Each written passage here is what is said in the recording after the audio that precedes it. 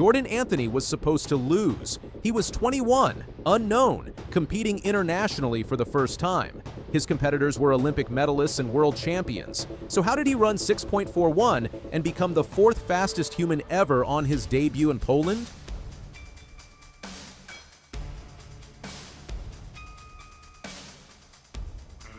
Three weeks ago, Jordan Anthony beat Noah Lyles. That's the Olympic 100-meter gold medalist. That's the fastest sprinter in the world.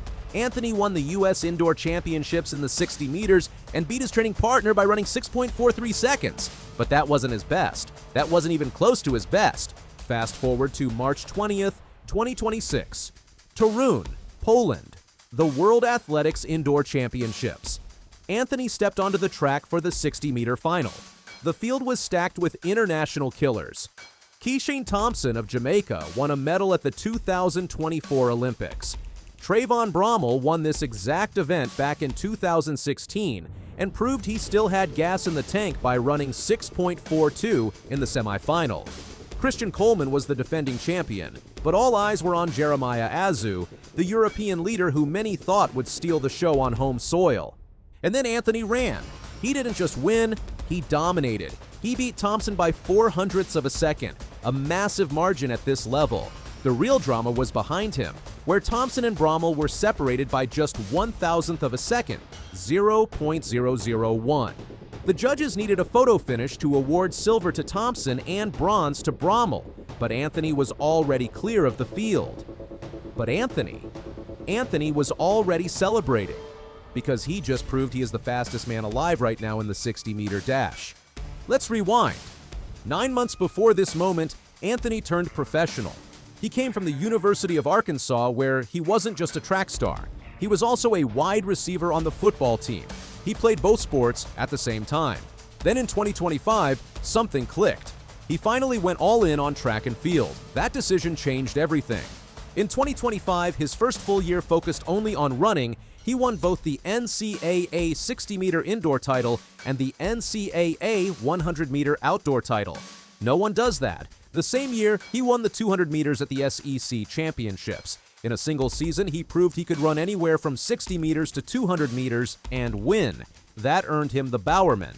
That's the highest award in all of college track and field. But here's the thing. Nobody really knew who he was outside of college running. He transferred to Arkansas from Kentucky. He wasn't a national name. He wasn't someone casual sports fans talked about. So when he showed up to the World Indoor Championships in Poland for his first international competition ever, most people had no idea what was coming. The 60-meter dash is weird. It only gets run indoors because outdoor tracks can't fit it. There are only about 16 weeks per year when anyone seriously competes in this event. That means if you're going to run a fast 60-meter, it has to be during indoor season or you miss the entire year. Anthony came in as the fastest person on the planet in 2026 with his earlier 6.43. But being the fastest going in doesn't mean you'll win. The semifinal told the real story. Bromell, a two-time world championship medal winner, stepped up and ran 6.42. That was faster than Anthony's 6.43. That put Bromell in the driver's seat. That made everyone think the veteran was about to take over. Anthony ran 6.43 again in his semifinal. Same time, slower than Bromell. The championship was supposed to belong to the 30-year-old comeback story named Trayvon Bromell. Then the final happened. Anthony stayed composed out of the blocks. His starts have been a question mark in his short pro career, but this time he got out clean. He held form through the middle 30 meters. Then he pulled away late. Not by much. Just enough. Just 0.04 seconds faster than the rest of the world's best. While Thompson and Bromell fought for thousandths of a second in his rearview mirror, Anthony was in a class of his own. He won it all. That 6.41 ties him for fourth all-time in the history of the 60-meter dash. The world record is Christian Coleman's 6.34 from 2018. That's 0.07 seconds ahead of Anthony. In a 60-meter race, that gap is significant, but for a 21-year-old in his first pro season, that chasm looks more like a bridge he's already halfway across. But Anthony is only 21. He has decades to chase that record. Only 3 Americans have won this world title younger than Anthony. Trayvon Bromell did it in 2016 at 21 years old. Justin Gatlin did it in 2003. Lee McRae did it in 1987. That's not just good company, that's generational company. Those guys became some of the greatest sprinters of their era. Anthony just joined that list. Before the meet, something brutal happened. Anthony went for his doping control test. The officer who drew his blood missed his vein on his left arm. It clotted up. Anthony said it was like the size of a soccer ball. He couldn't twist or extend his arm fully. He couldn't move it like he normally would. He ran the most important 3 races of his life with a hematoma that restricted his arm swing, the very thing sprinters use for explosive power. In the semifinal, he beat that injury and matched his personal best. In the final, he beat that injury and smashed his personal best. The adversity made him stronger, or maybe it made him meaner. Either way, he showed up bigger than the moment.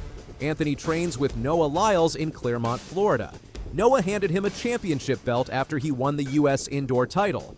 Before the World Championships, Noah told him something simple: be used to the unexpected. You never know what might happen. Then when Anthony got to Poland, unexpected things did happen. The blood draw, the clot, the biggest stage of his life. All unexpected. But Anthony handled it. After the race, he wasn't bragging.